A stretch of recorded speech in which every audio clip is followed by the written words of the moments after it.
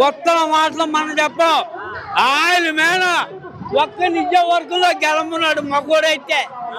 కొత్తలోడు దమ్ముంటే 9 మంది పొత్తుని చేసుకో. ఒక్కడే పోరాటం.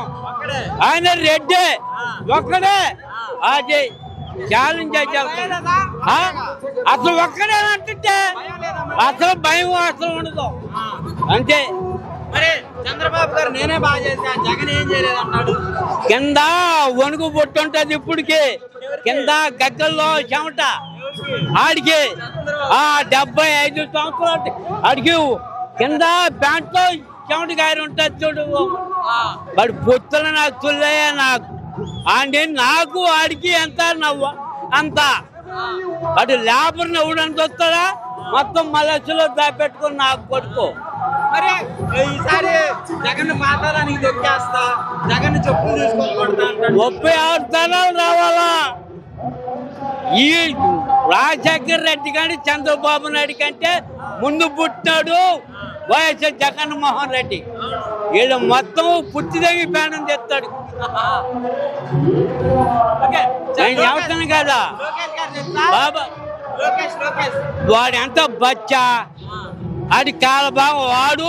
ఆయన మాతృపడు కాదు. మరి లోకేష్ అంటాడు వైసీపీ వాళ్ళని అండర్వేర్ల మీద ఉరికెత్తా, టైర్ల మీద ఉరికెత్తా. ఇప్పుడు రోడ్లు వేస్తాం. హైవే ఏడుంది, ఒకటేమో వేటపాలెం కాడుంది, నడుమధ్య ఇంకోలు కాడుంది. ఇవన్నీ హైవేలు అంటట. ఆ రోజు ఉంటాడు పప్పులో ఉప్పు జల్లినోడు అని చెప్పగా, పప్పులో ఉప్పు జల్లినోడు అని చెప్పగలుగుతా. సో మొత్తానికి చంద్రబాబు గారు ఏమంటున్నారంటే జగన్ కంటే నేను బాగా చేస్తా, నాకు గెలిపియండి. నిన్ను నమ్మరా, నువ్వు అన్నా కూడా నమ్మరు అని చెప్పు. నమ్మరు. ఒక్కసారి మోసం చేయడం ఆయన చేశాడు, మళ్ళీ చెప్తాడు అని జనానికి తెలుసు. మరి ఈసారి కుర్చీ మడత పెడతా అంటున్నాడు కదా చంద్రబాబు. ఆయన దగ్గర కుర్చీలోనే మడత పెట్టాయి, అవి మడత పెట్టుకోమను.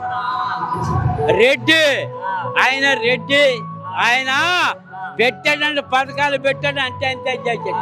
కొత్త నా కొడుకు వాళ్ళు ఎవరో పప్పు నా కొడుకులు ఇచ్చారు భరోసా. నువ్వు వాడికి చెప్పు కొత్త భగవంతు కాంచాడు మండలంలో తిరిగితే అని చెప్పు.